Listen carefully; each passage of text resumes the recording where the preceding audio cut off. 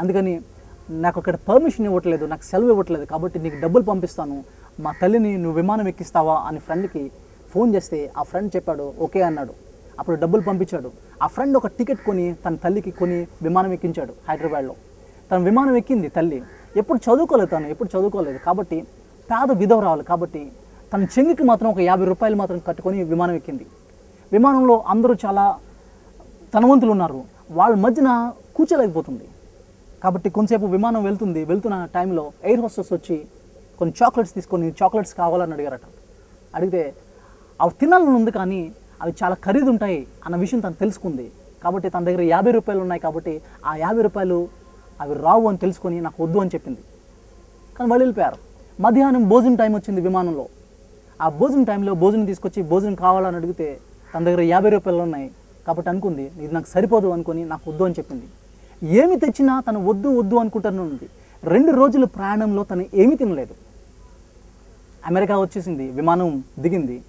కొడుకు పరిగెట్టుకుని వచ్చి గట్టిగా వాళ్ళ అమ్మగారిని గట్టిగా కౌగిలించుకొని అంటున్నాడట, అమ్మ విమానం ఎలా ఉంది అని అడిగాడట.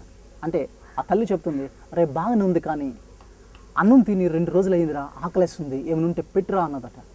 కొడుకు అడిగాడంట, అదేంటి నువ్వు విమానంలో ఏం తినలేదా అని అంటే, లేదు నాన్న నా దగ్గర 50 రూపాయలు ఉన్నాయి, నేను కొనుక్కోవడానికి ఏమీ సరిపోవు, చాలా ఖరీదుగా అయిన భోజనంలాగా అనిపించింది అని అంటే కొడుకు చెప్పాడట, అరే పిచ్చి తల్లి నువ్వు కొనుక్కున్న టికెట్లోనే అన్నీ ఫ్రీ అమ్మా, అన్నీ ఉచితంగానే ఇస్తారు. మొదట నా నీతి రాజ్యం అనే టికెట్ అని కొనుక్కుంటే దాంట్లో అన్నీ మనకు అనుగ్రహిస్తాడు దేవుడు. అయితే మన ప్రయాణం ఎందుకు చేస్తున్నాం, టికెట్ ఎందుకు కొనుక్కోవాలి అనేది చాలా ప్రాముఖ్యం. ప్రయాణం చేయడానికి టికెట్ కొనుక్కుంటావు, తినడం కోసం టికెట్ కొనుక్కో. ఆ ప్రయాణంలో నీకు ఏమేమో అయితే అవసరమో అదంతా నీకు అనుగ్రహింపబడుతుంది. మొదట నా నీతిని, ఆయన యొక్క రాజ్యముని నువ్వు వెతుకుతుంటే నీ జీవితంలో ఎప్పుడు ఆనందాన్ని ఇవ్వాలి, ఎప్పుడు భార్యని ఇవ్వాలి, ఎప్పుడు భర్తని ఇవ్వాలి, ఎప్పుడు పెళ్లి చేసుకోవాలి, లేకపోతే ఎప్పుడు ఉద్యోగం ఇవ్వాలి, ఎప్పుడు ప్రమోషన్ ఇవ్వాలో అంతా ఆయన అనుగ్రహిస్తాడు. ఆయన మన పరిస్థితుల్ని డిజైన్ చేస్తున్నాడు అనే సత్యాన్ని మనం గమనించాలి. మొదట ఆయన నీతిని, ఆయన రాజ్యం వెతికే బిడ్డలుగా మనం ఉండాలి. తర్వాత 4వ విషయం మనకు అర్థమవుతుంది. మీరు కుండను చూస్తున్నారు, ఈ కుండ తయారవుతున్నప్పుడు అంతా మట్టి కుమ్మరి చేతుల్లో ఇమడదు, కొంత మట్టి విరిగిపోతూ ఉంటుంది, పాత్ర చేతులు విరిగిపోతూ ఉంటుంది. ఇది ఎట్లా విరుగుతుందో మీరు చూసారు కదా. అప్పుడు ఏం చేస్తాడు కుమ్మరి, ఆ మట్టిని తీసుకొని తను పడాడు. దాన్ని ఏం చేస్తాడో తెలుసా, మళ్ళీ తీసుకెళ్ళి మళ్ళీ దాని మీద ముద్ద చేస్తాడు. అది మనం చూస్తున్నాం, మళ్ళీ పెట్టి చేస్తాడు. కాబట్టి మనకు ఒక ప్రాముఖ్యమైన విషయం ఇక్కడ అర్థం అవ్వాలి. అదేంటంటే డిజోబీడియన్స్ ఈజ్ మ్యారింగ్. అవిధేయత అనేది విరిగిపోవడం లాంటిది. ఇక్కడ 2 ప్రముఖమైన సత్యాలు మనం గమనించాలి. ఒకటి, మనిషి దేవుని యొక్క చేతుల్లో ఇమడకుండా దేవుని మీద తిరుగుబాటు చేస్తున్న స్వభావం మనకు అర్థమవుతుంది. రెండోది, దానికి దేవుడు ప్రతిగా ఆ మట్టిని లేదా ఆ మనిషిని పక్కన పెట్టేయకుండా తిరిగి ఆ మట్టిని మళ్ళీ దాని మీద పెట్టి ఒక నూతనమైన ప్రణాళికతో, నూతనమైన ప్రేమతో రీకన్స్ట్రక్ట్ చేయడానికి దేవుడు ఇష్టపడుతున్నాడు. 2 ప్రాముఖ్యమైన విషయాలు. ఒకటి, మనిషి దేవుడి మీద చేస్తున్న రెబిలియస్ నేచర్, దానికి దేవుడు తిరిగి తన కృపను చూపెట్టడం మనకు అర్థమవుతుంది. దేవుని చేతిలో ఇమ్మడానికి మనం ఇష్టపడుతున్నామా లేదా అన్న సత్యాన్ని మనం ఇక్కడ గమనించాలి. యాకోబు తన యొక్క జీవితంలో దేవుని చేతుల్లో ఇమ్మడానికి కనీసం 20 సంవత్సరాలు పట్టింది. కొంతమంది విరిగిపోయారు. మీకు తెలుసు, దావీదు కానీ, యోనా కానీ, పేతురు కానీ దేవుని చేతిలో కొన్ని పరిస్థితుల్లో వాళ్ళు విరిగిపోయారు. కానీ వాళ్ళని తీసుకొచ్చి దేవుడు వాళ్ళని పడేయలేదు, వాళ్ళకి ఇంకొక అవకాశం ఇచ్చాడు. వాళ్ళ అవకాశాన్ని ఉపయోగించుకున్నారు. ఒకవేళ నీ జీవితం ఈరోజు ఒకవేళ దేవుని చేతుల్లో ఇప్పటి వరకు ఇమడకుండా ఉన్నావేమో, దేవుడు ఇంకొక అవకాశం ఇచ్చాడు. ఈరోజు ఒక నూతన దినాన్ని ఇచ్చాడు, ఈ ప్రసంగాన్ని వినే ఛాన్స్ ఇచ్చాడు. కాబట్టి ఈ రోజున మన జీవితాలను మార్చుకొని మళ్ళీ ఆయన చేతుల్లో ఇమ్మడానికి ఇష్టపడతాం. అందుకని డిజోబీడియన్స్ ఈజ్ మ్యారింగ్ అన్న సత్యాన్ని మనం గమనించాలి. మట్టి ఎవరి చేతిలోకి వెళితే అది పాత్రగా తయారవుతుందంటే అవతల కుమ్మరి ప్రొఫెషనల్ అయి ఉండాలి. ఒకవేళ నేను ప్రొఫెషనల్ కాదు, నేను చేయలేను, ఒకవేళ నేను చేయడానికి ప్రయత్నం చేస్తే ఏమవుతుందో ఒకసారి చూద్దాం. ఒకసారి మనం చేయొచ్చండి.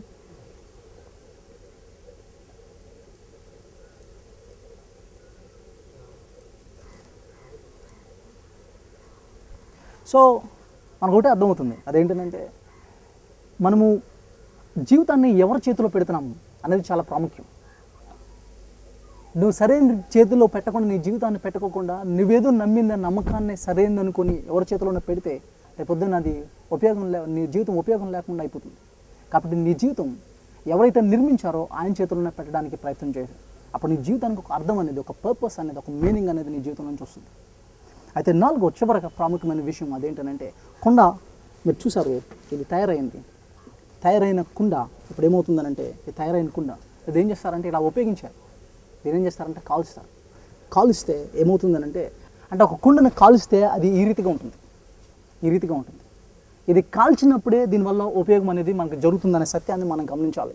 అందుకని క్రైస్తవ ఒక జీవితంలో పెయిన్ అనేది, సఫరింగ్ అనేది, శ్రమలు అనేవి క్రైస్తవ ఒక జీవితంలో ఒక పార్ట్ అన్న సంగతి మనం గమనించాలి.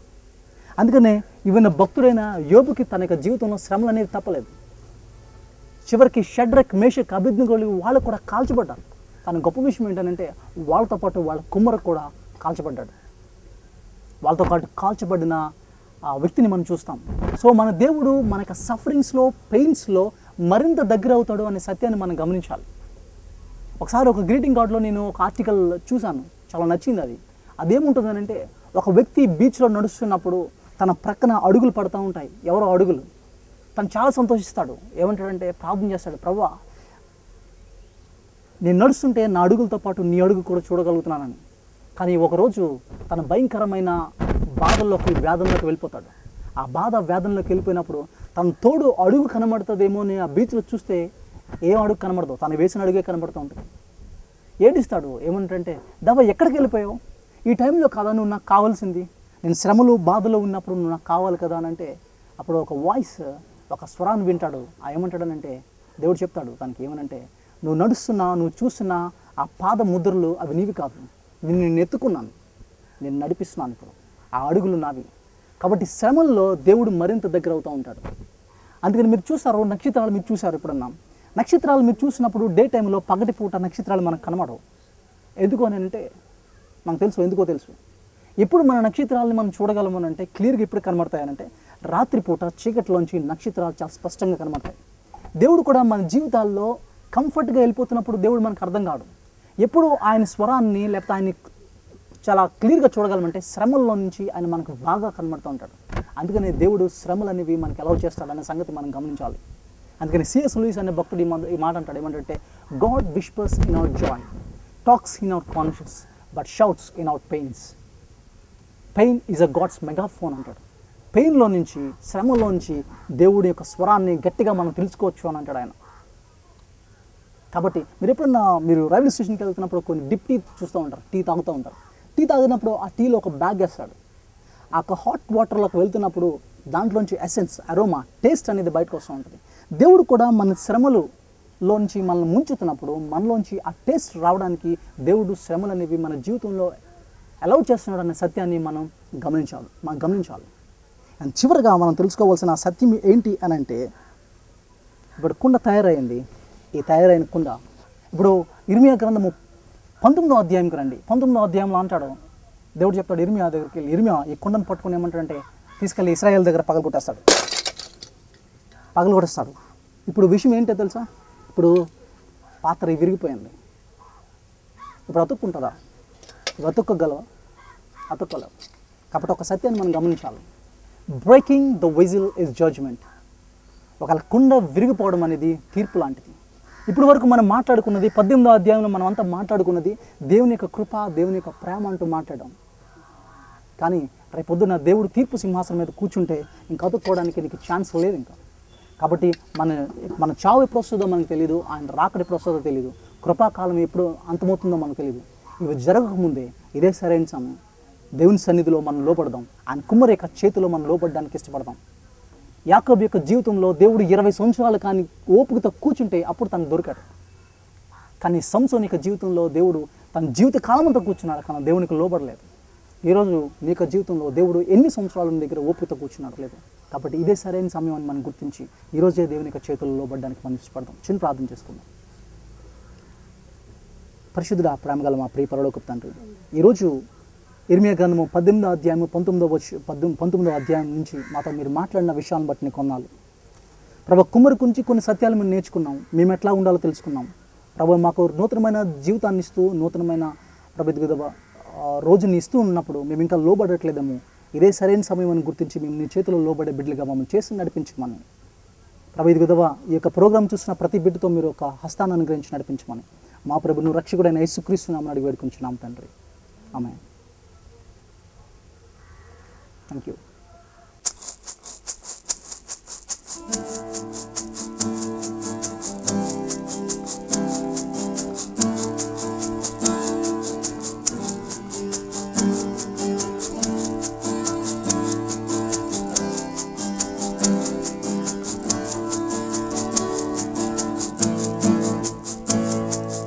కుమారి ఓ కుమారి జగదుత్పత్తిదారి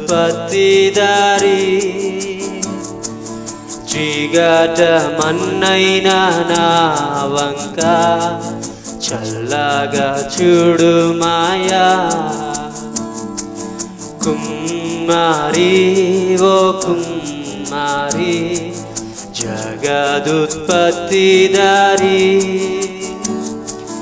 జిగటమన్నైన నా వంక చల్లగా చూడు మాయా.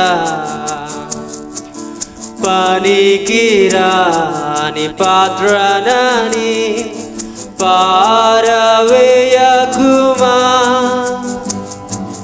పొంగి పొరలు పాత్రగా నన్ను నింపుమా. పనికిరాని పాత్రనని పారవేయకుమా, పొంగి పొరలు పాత్రగా నన్ను నింపుమా. సువార్తలోని పాత్రలన్నీ శ్రీయేసున్ పొగడుచుండా, సాక్షిగా నుండు పాత్రగా చేసి సత్యముతో నింపుము తండ్రి.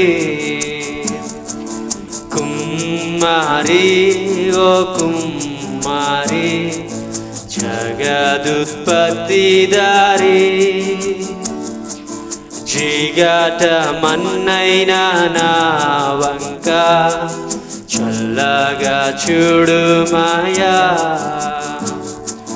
కుమారి ఓ కుమారి జగదుత్పత్తిదారి జిగటమన్నైన నా వంక చల్లగా చూడు మాయా.